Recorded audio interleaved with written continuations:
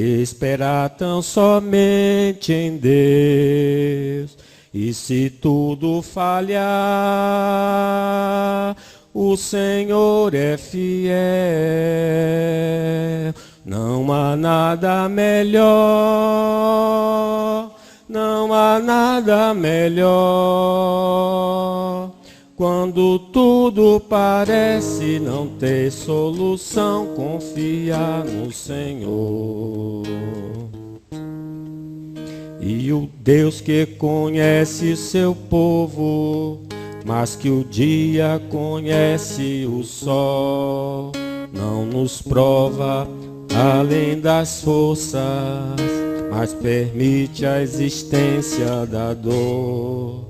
Quando toda esperança termina, Deus revela seu grande poder, e a vitória começa a brilhar. O céu se abriu, o crente venceu. Não há nada melhor que esperar tão somente em Deus. Se tudo falhar, o Senhor é fiel. Não há nada melhor, não há nada melhor. Quando tudo parece não ter solução, confiar no Senhor. Experiências que nós vamos ter sempre ao longo da vida. E esse salmo registra essa experiência, a experiência do crente. Alguém pode ler? 116? Pode, é. Amo o Senhor, porque Ele ouve a minha voz e as minhas súplicas, porque inclinou para mim os seus ouvidos, invocá-lo-ei enquanto eu viver. Laços de morte me cercaram, e angústias do inferno se apoderaram de mim. Caí em tribulação e tristeza, então invoquei o nome do Senhor. Ó Senhor, livra minha alma. Compassivo e justo é o Senhor. O nosso Deus é misericordioso. O Senhor vela pelos simples. Achava-me prostrado e Ele me salvou. Volta minha alma ao teu sossego. Pois o Senhor tem sido generoso para contigo, pois livraste da morte a minha alma, das lágrimas dos meus olhos, da queda dos meus pés. Andarei na presença do Senhor, na terra dos viventes. Eu cria, ainda que disse, estive sobremodo aflito.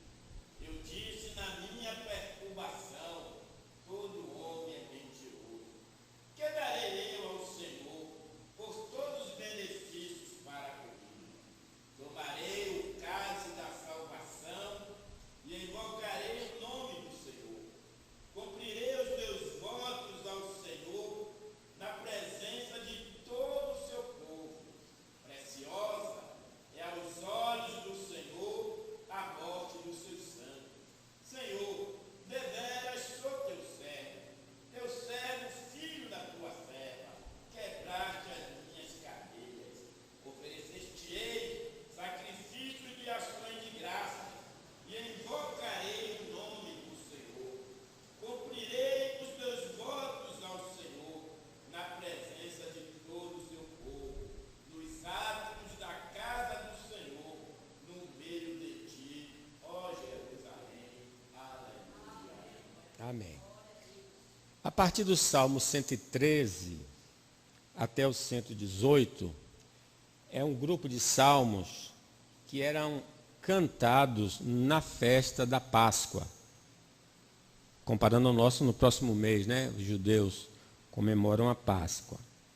E o 113, o 114, Eles cantavam antes da refeição pascual. E o 15, 115 a 18, cantavam após a refeição. Por aí a gente tem mais ou menos uma ideia do que Jesus cantou depois da ceia. Depois de ter ceado, cantou um hino, que pode ter sido 115, 16, 17 e o 18. Então era um hino cantado na Páscoa, lembrando então do grande livramento que Deus proporcionou ao seu povo Israel ali na terra do Egito. E aqui nós estamos então no Salmo 116, que era cantado após comer o cordeiro pascual com aquelas ervas amargas e tal.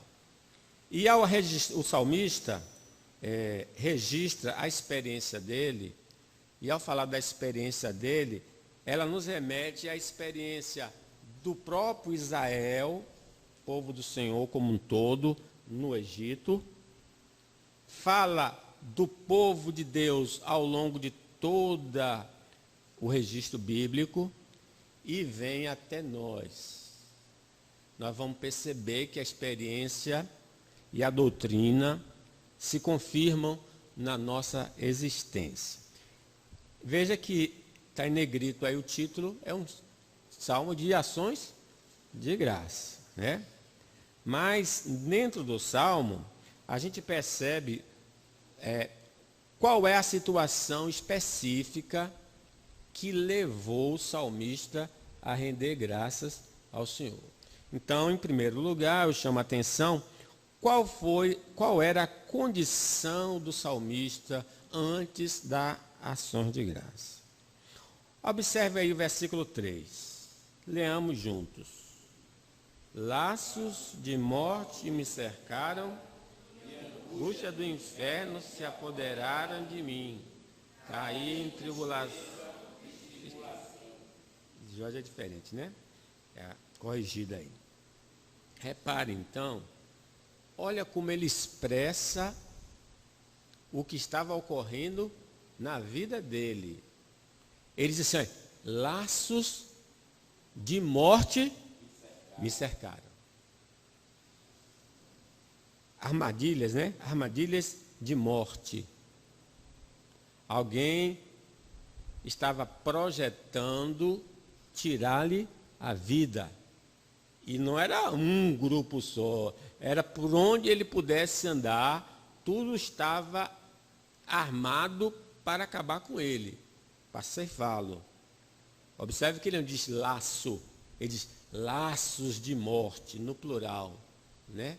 Então, várias armadilhas estavam à volta dele para exterminá-lo. Ele continua dizendo a sua experiência, na linguagem poética, né? E angústias do inferno se apoderaram de mim. Aquela situação produziu nele angústia. Alguém talvez aqui esteja vivendo assim o momento da angústia. Eu já tive pânico e é uma experiência terrível. Até vindo para aqui para a igreja mesmo, eu fui acometido. Primeiro, seu coração começa a bater estranhamente. Aí você começa a olhar o coração. Puxa, meu coração não está bem. Aí depois você começa a sentir um pouco de aperto, por exemplo, no peito. E estou tendo um ataque cardíaco. Aí você começa a vigiar o seu corpo. Você fica atento a qualquer sintoma diferente que você não tinha antes. Aí diz, puxa, minha orelha está queimando. Ela não queimava. Aí você começa, aí o corpo todo, a adrenalina começa a subir. E é como um alarme que toca dentro de você. Olha, você vai morrer. Você já pensou? Que é isso? Você vai morrer. Você pensa em quero ir para casa, eu preciso fugir. Aí você começa a suar, você começa a ficar porque o corpo começa a reagir. Na verdade, ninguém vai morrer de pânico se tiver pânico, mas parece que a pessoa vai morrer. É terrível isso, é terrível. Ainda mais quando você está na rua, que diz, agora eu vou cair aqui na rua, vai ser um negócio. Angústia, seja por pânico, seja por outro motivo qualquer, pânico. Angústias do inferno, né? Da sepultura. Angústia da sepultura se apoderaram de mim. Versículo 3. Caí em quê? Tribulação e tristeza. Geralmente dá ideia de depressão, né? Estou deprimido, estou triste. Essa situação me levou à depressão. Versículo 10. Descrevendo ele. Eu cria. Ele disse, eu não perdi a fé. Ainda que disse, estive o quê? Sobremodo aflito. Se você lembrar, essa experiência do salmista é a experiência de Israel, depois que morreu José, aquela geração toda, se levantou um faraó que não conhecia o que os feitos de José. E lembra que eles mandaram primeiro matar as crianças pelas parteiras, depois mataram as crianças jogando no Nilo e colocou trabalho duro para os homens morrerem, diminuir a quantidade de homens para que eles não se associassem com outro exército inimigo. Foi duro Israel, ali o sofrimento de Israel, laços de morte, angústia do inferno, se apoderar de mim, cair em tribulação e tristeza. A mesma experiência. Ele aí fala, né? Eu continuo crendo, mas estive aflito, sobremodo aflito. Aí versículo 11, leiam.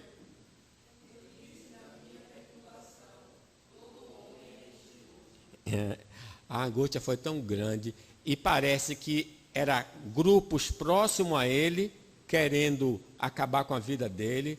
Ele aí disse uma hora na angústia, ninguém aqui presta, eu não confio aqui em ninguém, vocês são falsos. Na angústia, tinha realmente pessoas traíras, né? Mas quando você está numa aflição, você tende a generalizar, não é? Só porque um está tratando você indevidamente, na sua concepção, então você coloca todo mundo no mesmo saco e diz, olha, ninguém presta. É a crise. Ele agora não confia em ninguém, ele está atribulado. Você já experimentou isso? Algo assim? Quando você examina a Bíblia como um todo, você vai ver que não é só a experiência dele, nem a experiência de Israel lá no Egito. Após a pregação, a primeira viagem missionária, o apóstolo Paulo voltou às igrejas que ele afundara para fortalecer os irmãos. Vamos abrir aí Atos 14, 22.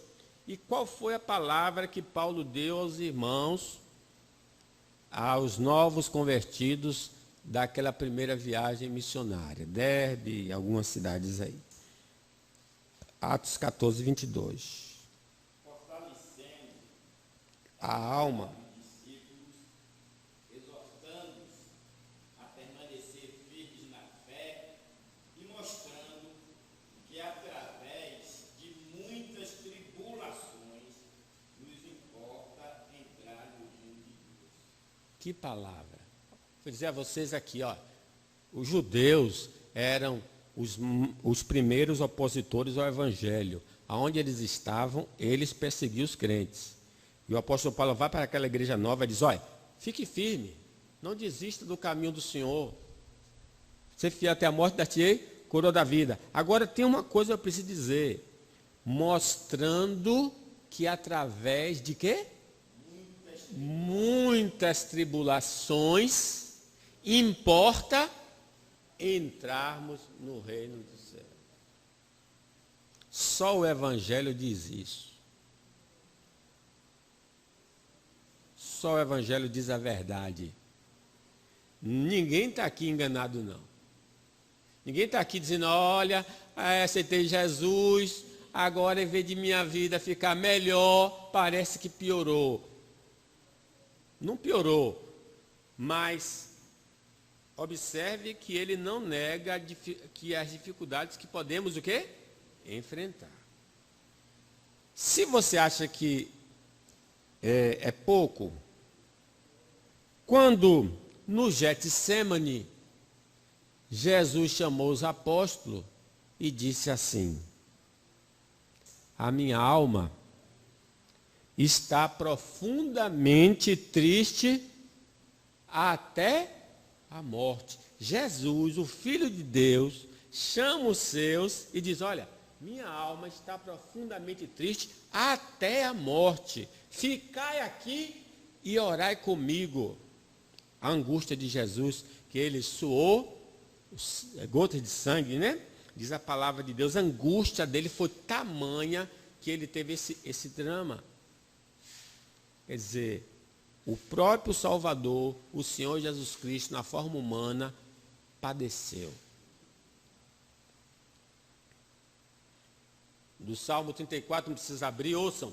Muitas são as aflições do justo, mas o Senhor de todas o livra. Mas diz, muitas são as aflições dos justos.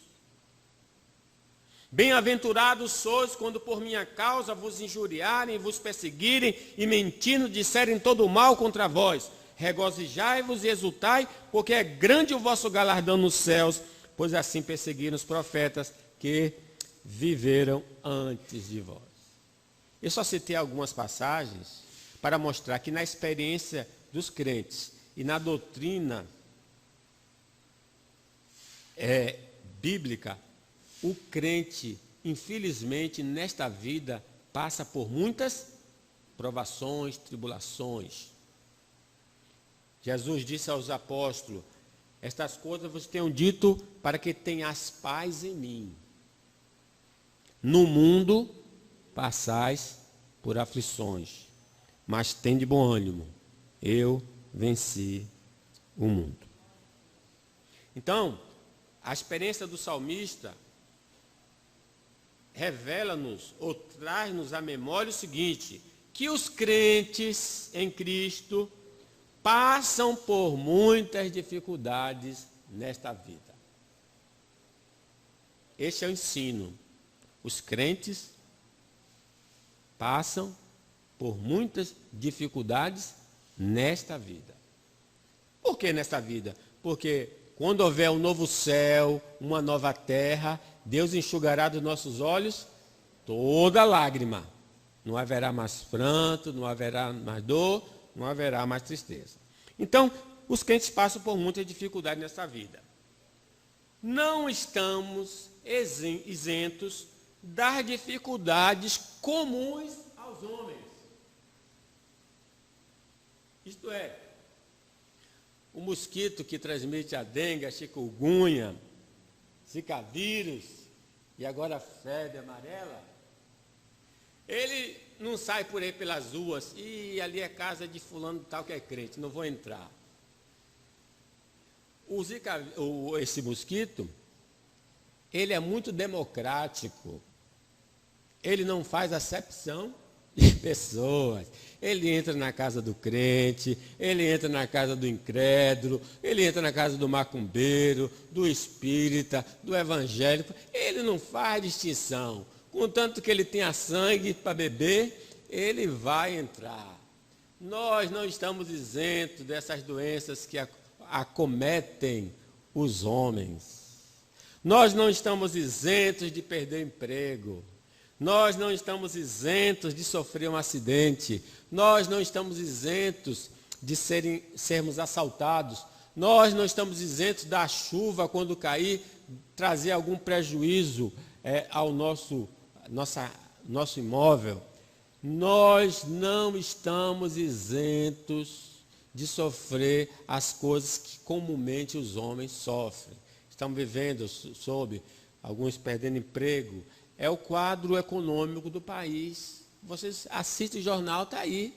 O quadro é grande de desemprego. E nós estamos no Brasil, então, consequentemente, sofremos essas coisas que qualquer homem sofre.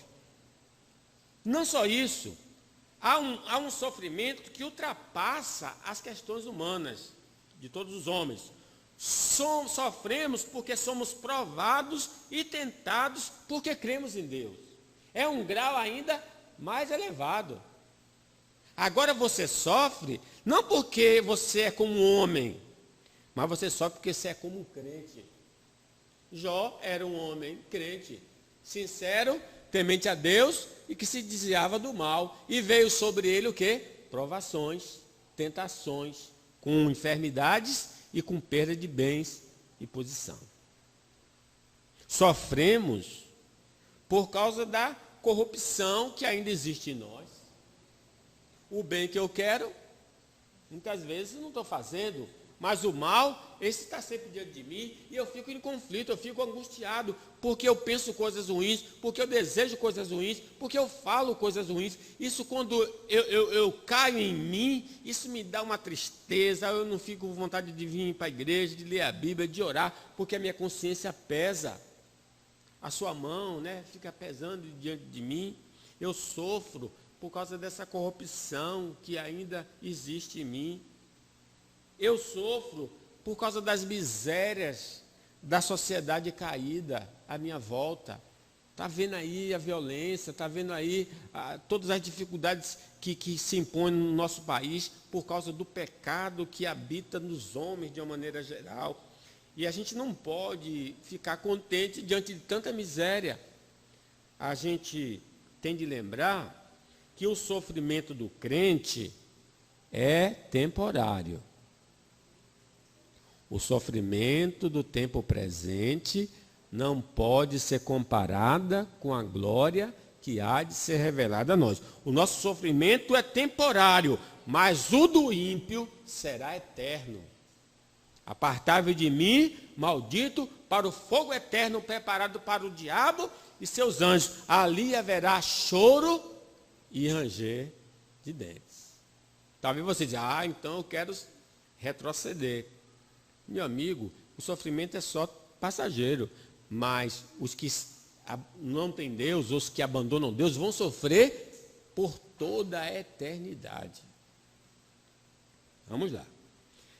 O Salmo também nos revela o que ele fez quando caiu em dificuldade. Versículo 1, parte B, diz assim, ele diz, ama o Senhor, porque ele, o quê? Ouve a minha voz e as minhas súplicas. O que está nos revelando aqui? O que é que ele fez quando ele caiu em desgraça? Foi o que ele fez? Orou. Observe que ele não usa o verbo no tempo passado. Ele ouviu.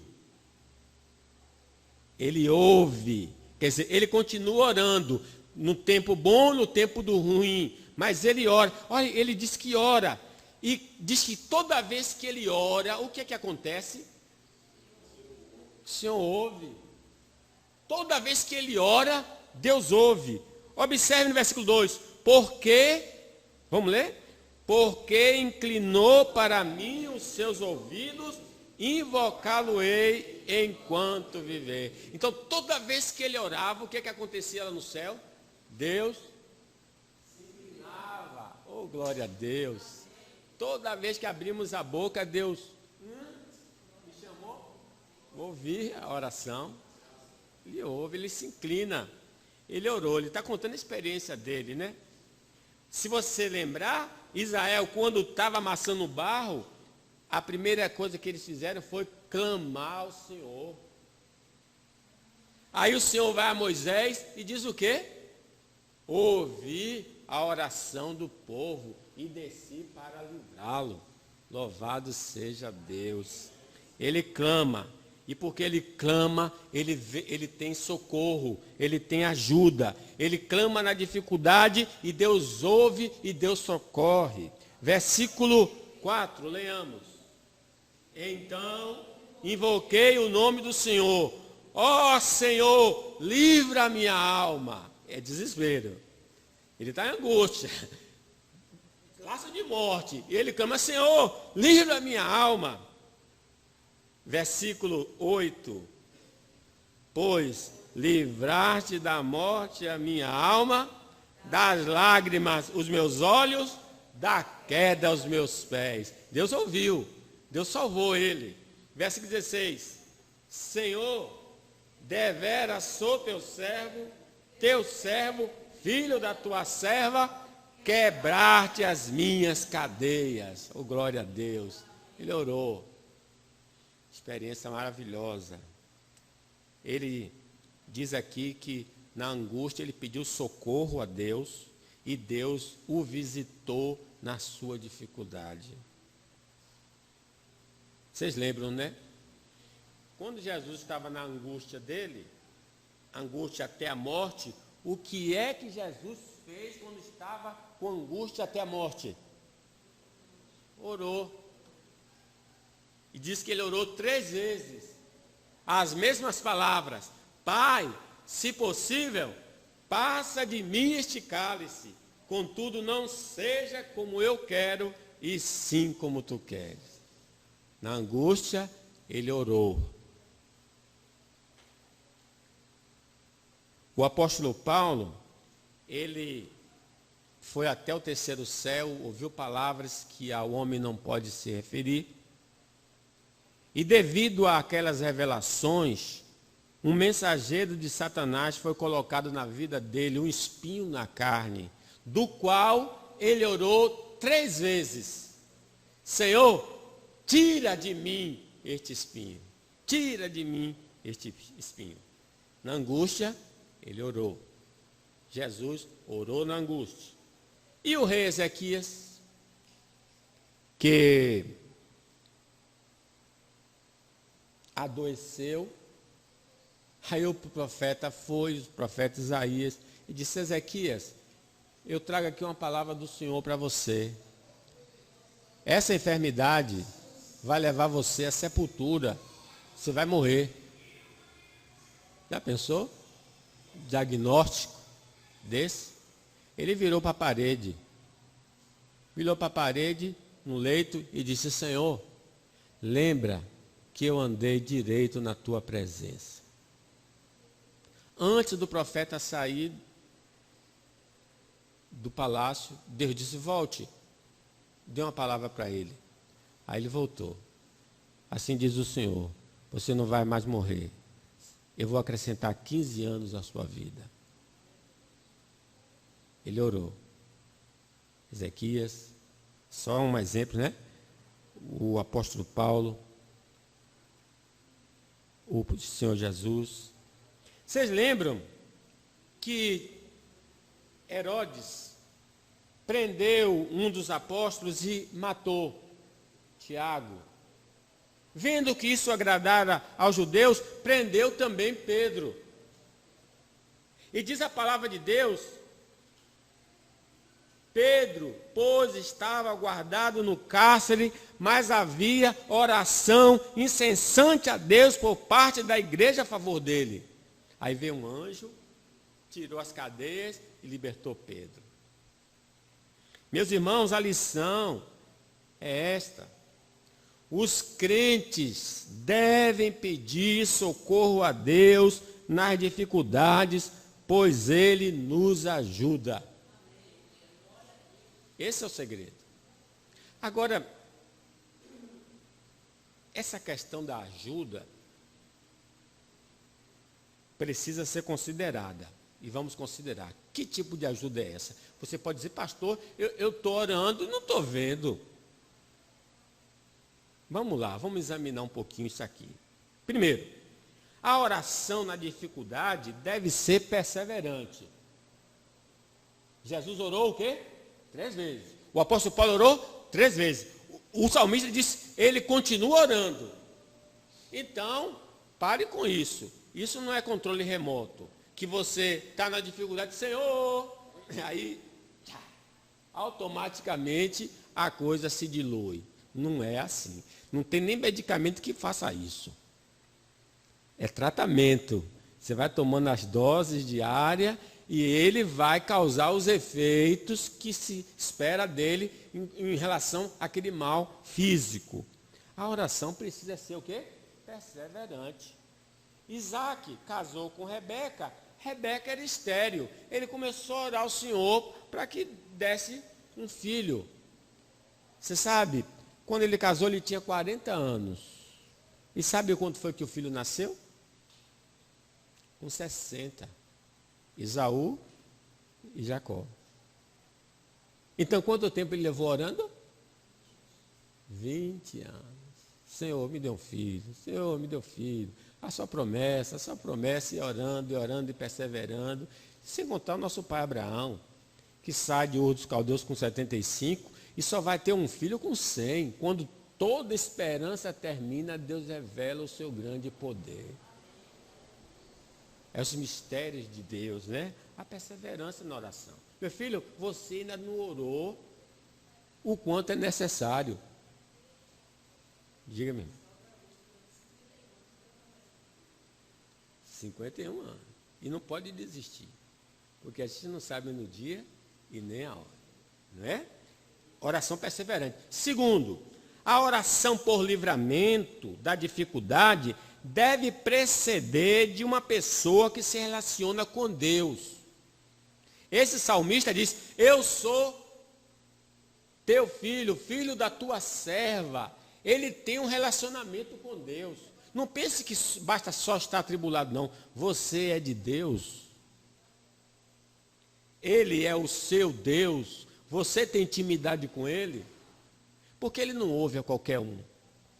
Mas Ele ouve aquele que o teme e guarda os seus mandamentos. Então, a oração para o livramento não pode ser de qualquer pessoa. Tem de ser de uma pessoa que se relacione com Deus. O maior livramento que nós já tivemos da parte do Senhor foi do sofrimento eterno. Ele nos livrou do inferno. Nenhuma condenação há para aqueles que estão em Cristo Jesus, o nosso Senhor. Este é um grande e maravilhoso livramento. O livramento do sofrimento pode se manifestar como? Limitando sua intensidade e duração. Às vezes Deus não tira a dificuldade, mas Ele limita a dificuldade. Não veio sobre vós provação, senão humana, mas Deus é fiel e não permitirá que sejas tentado, o quê? Além das vossas forças. Então já tem um livramento aí. O que você está passando está na dosagem o quê? Exata da sua capacidade. Aí você começa a dar glória a Deus. Ô, glória, está ruim, mas não vai passar disso aqui não. Porque Ele sabe a minha estrutura, sabe que eu sou pó. Então Deus limita sua intensidade e duração. Tereis tribulação de 10 dias, dizendo a igreja de Esmirna, ser fiel até a morte e dar-te-ei coroa da vida. Vamos ter várias experiências existenciais de livramento das dificuldades.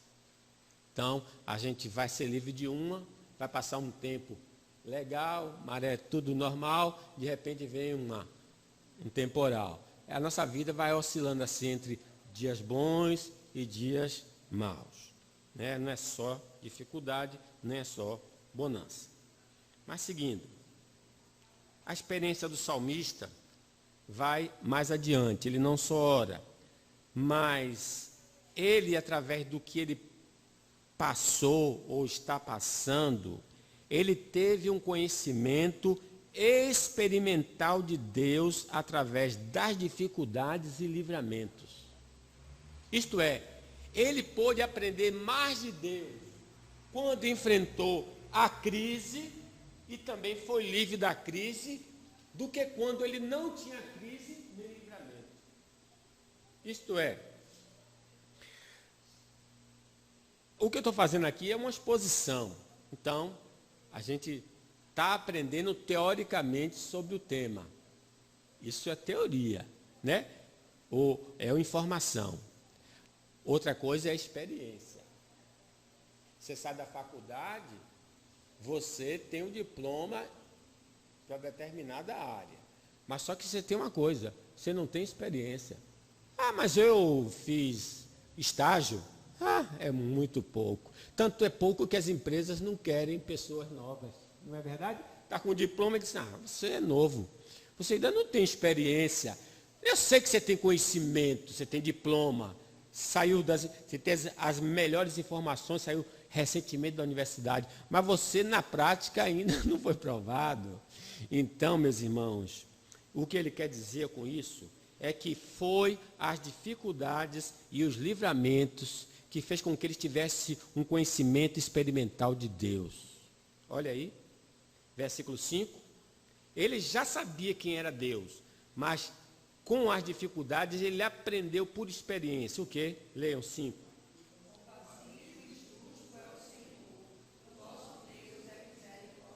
O que é que ele aprendeu? Que Deus é quê? Compassivo, justo e misericordioso. Só vai saber isso na prática quem tem dificuldade e é livre disso. Versículo 6. O Senhor...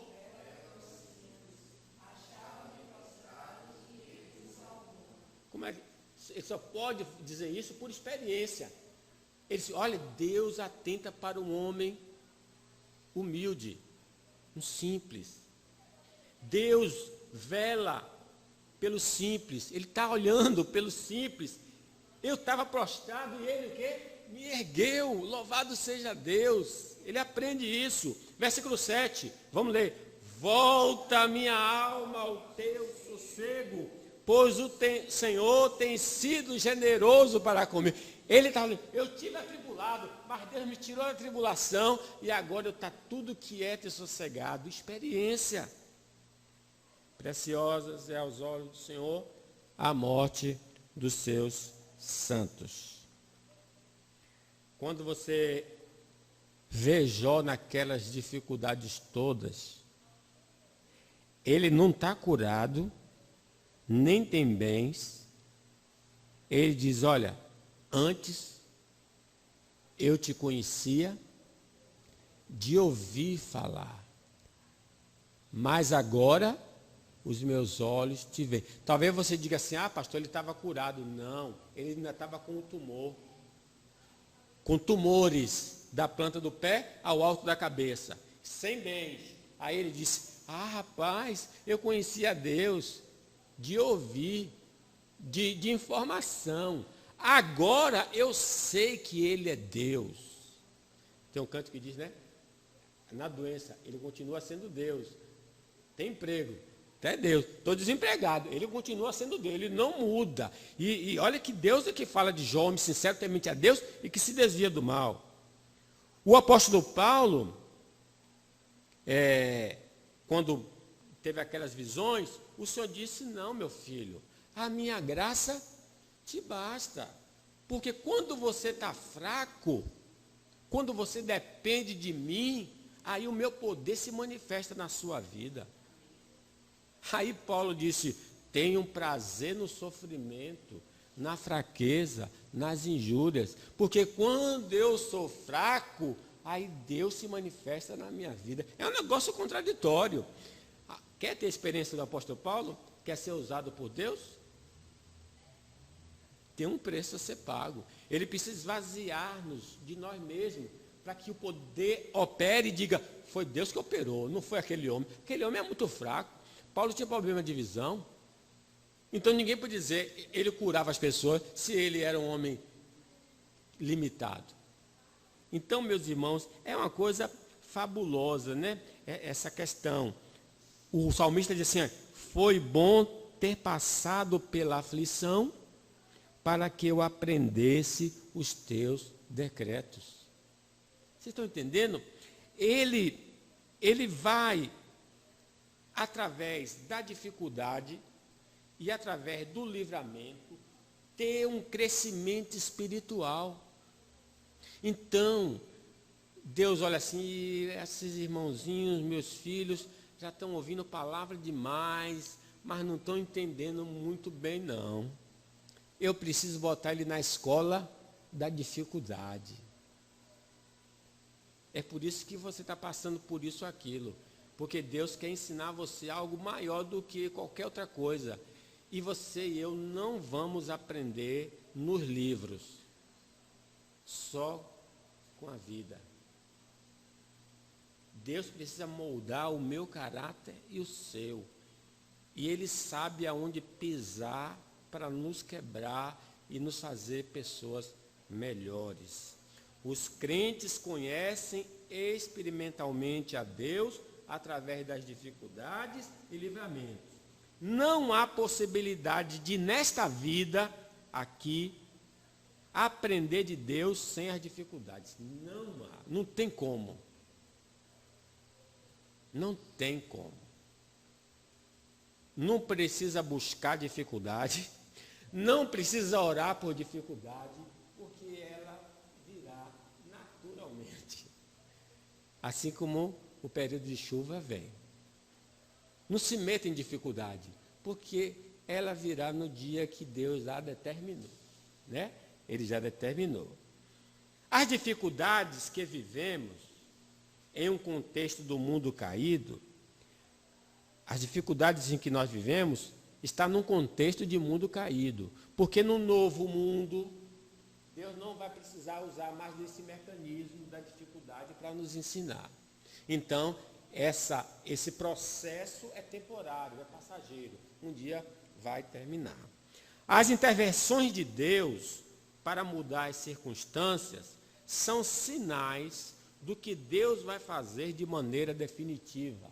Isto é, porque Deus livrou o seu povo, é para nos mostrar que um dia Ele vai nos livrar definitivamente de tudo que causa dor e sofrimento.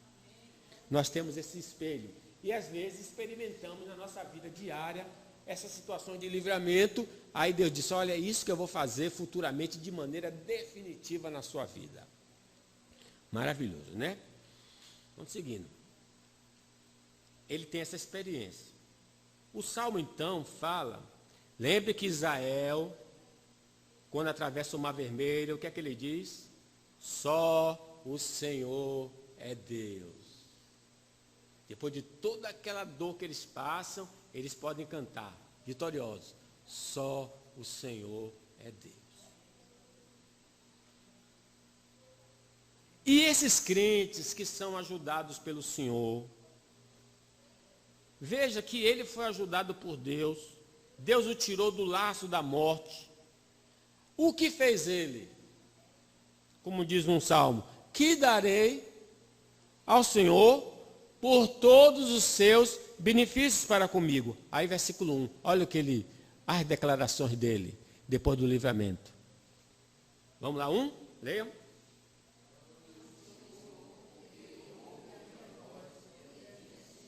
Ele está fazendo o quê? Uma declaração pública de quê? De amor por Deus. Amo o Senhor porque Ele ouviu a minha voz. Ele está dizendo a toda a congregação. Ele está se consagrando mais a Deus. Veja, versículo 22. Porque inclinou para mim os seus ouvidos, o que é que eu vou fazer? Invocá-lo-ei enquanto viver. Consagração. Deus me livrou. Agora, eu tomei essa resolução. Enquanto eu tiver vida, não vou deixar de invocar o nome do Senhor. Observe 9. Leamos. Andarei na presença do Senhor na terra dos viventes. Ele está se consagrando. Ele recebe o livramento. Diz, olha, uma coisa eu vou fazer. Na faculdade, na rua, em casa, eu vou andar na presença do Senhor. Eu vou andar com Deus. Versículo 12. Que darei ao Senhor por todos os seus benefícios para comigo. O que é que ele vai fazer? 13. Tomarei o cálice da salvação. Vou participar da ceia. Lembra lá que eles tinham cálice, tinham vinho, tinha a alimentação. Eu vou participar da ceia. Eu vou invocar o nome do Senhor. Versículo 14, ele está abençoado por Deus. O que é que ele diz aí? Versículo 14, leamos. Vou cumprir o que eu prometi a Deus na minha angústia. Vou chegar na congregação e dizer, eu prometi isso ao Senhor, se o Senhor me ajudasse. Alguns fazem isso, viu? Senhor, na angústia, fazem. Desempregado, aí diz, Senhor, se o Senhor me abençoar com o trabalho, o que é que diz? Faz esses votos. Que ninguém mandou. Foi ele que na angústia, Senhor, se tu me ajudar, eu vou dar o primeiro salário. Ele está dizendo aqui, cumprirei o quê? Os meus votos ao Senhor. Quero trazer a memória que mais do que um salário foi o que Ana fez. Ana não tinha filhos e pediu a Deus um filho. Ele disse, Senhor, se o Senhor me der um filho varão, eu devolvo ao Senhor para toda a vida. Que voto é esse? Uma mulher que não tem filho, aí diz que Deus me deu um filho, e se o Senhor me der um filho, eu devolvo para o Senhor.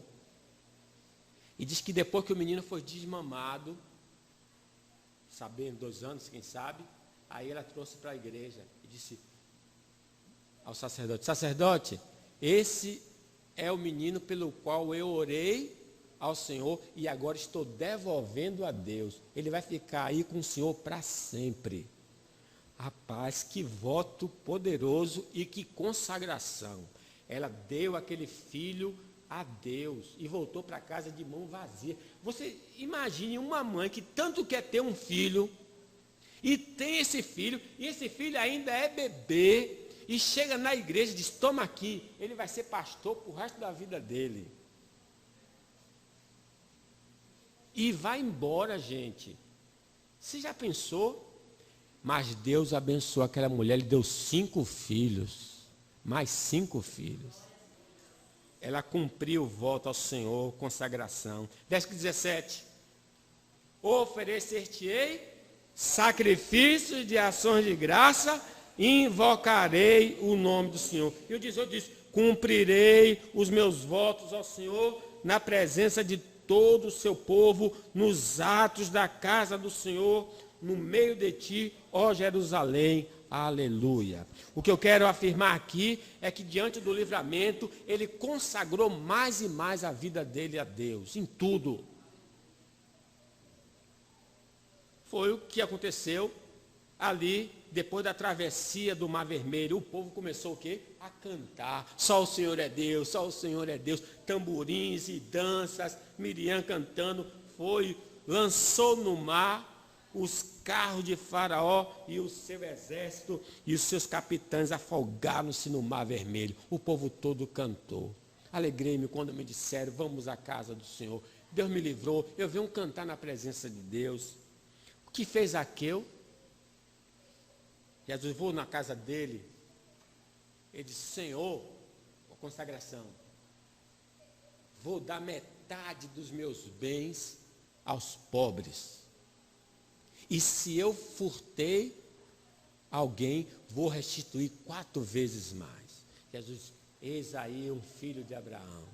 Consagração. O homem que se encontra com Deus, né?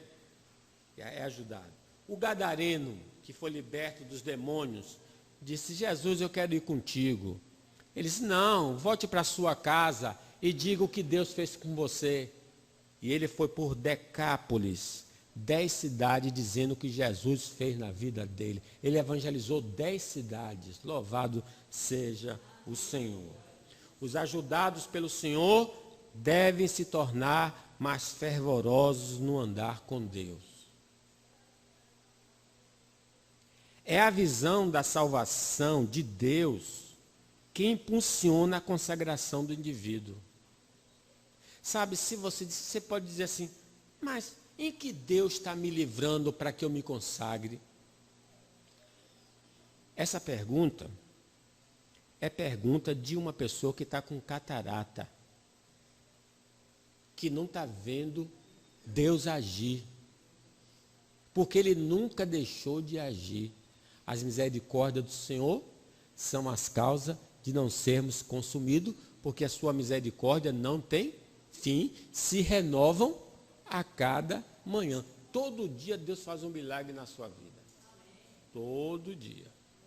É que a gente está tão acostumado que não percebe. Por que você levantou hoje? Você resolveu levantar? Você foi dormir e não sabia se ia acordar. Mas Deus fez você acordar. É graça de Deus. Você tem o que comer hoje? O pão nosso de cada dia nos dá hoje. Você tem o que comer, o que beber, o que vestir, onde morar. Você conhece a Jesus hoje. Tudo isso é graça de Deus. Se você está no caminho ainda, é graça de Deus. Tudo é graça de Deus. Quando a gente vê isso, a maravilha de Deus, a gente tem vontade de louvar e de exaltar a Deus. Acostumar com a salvação de Deus pode levar a apatia à vida de consagração. Israel lá no deserto. Aí todo dia maná era o pão do céu. Era um milagre de Deus. E eu estou enjoado disso aí. Sai de mim, maná de manhã, maná de noite, maná assado, maná cozido, maná. Esse cardápio não muda. 40 anos só nisso. Eles enjoaram da graça de Deus. Se tornaram apáticos. E eu quero voltar para o Egito. Lá tem melão, tem pepino, tem cebola, tem peixe, tem carne. Eles queriam voltar para a vida antiga, porque estavam enjoados da graça de Deus na vida deles. Acostumar, é isso que acontece com a gente que está na igreja. A gente está acostumado. É por isso que um novato aceita Jesus e é mais vibrante do que um crente.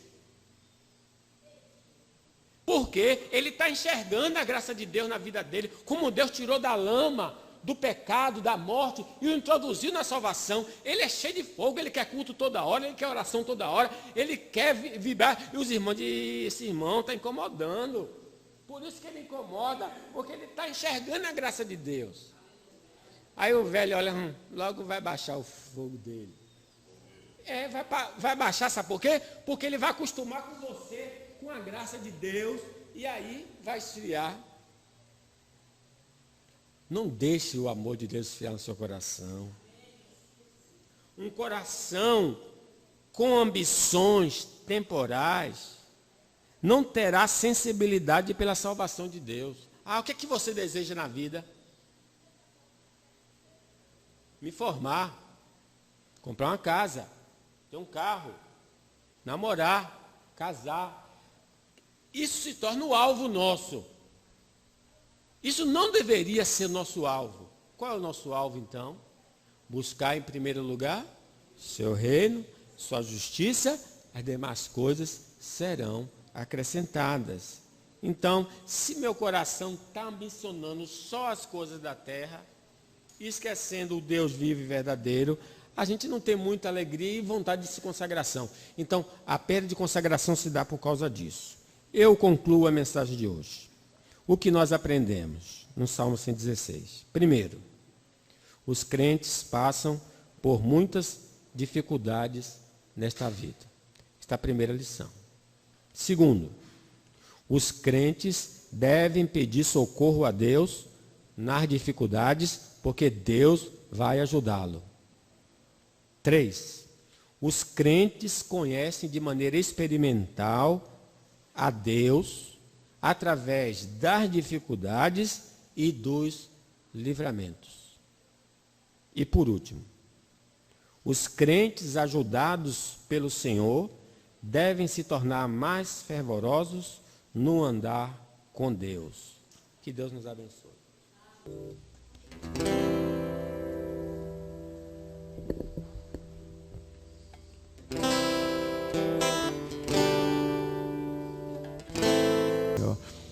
Nesse momento, peço ao nosso irmão Paulo faça uma oração, apresentando os dízimos e as ofertas nesta manhã.